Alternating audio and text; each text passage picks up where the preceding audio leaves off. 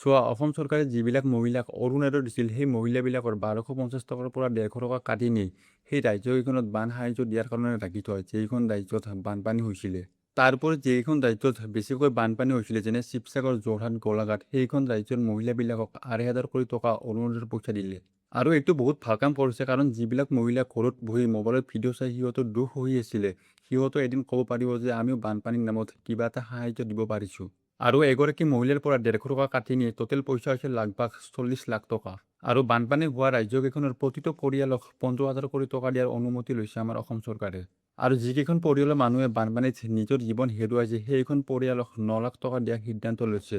আৰু প্ৰতিটো ষ্টুডেণ্টক 1,000 টকা দিয়াৰ কথা কৈছে। কিন্তু ইয়াত এটা ভুল ডিচিজন আছে, কাৰণ যিবিলাক মানুহৰ ঘৰত পানী উঠিছে, সিহঁতৰ ঘৰত কেৱল পানীয়ে উঠা নাই, সিহঁতৰ সপোনৰ ঘৰখন সম্পূৰ্ণৰূপে শেষ হৈ গৈছে। গতিকে সেই 15,000 টকাত একো নহ'ব। হয়, সিহঁতক ৰাজ্যৰ মানুহে সহায় কৰিছে, কিন্তু বেছিভাগ মানুহে খোৱা বস্তু দিয়ে সহায় কৰিছে।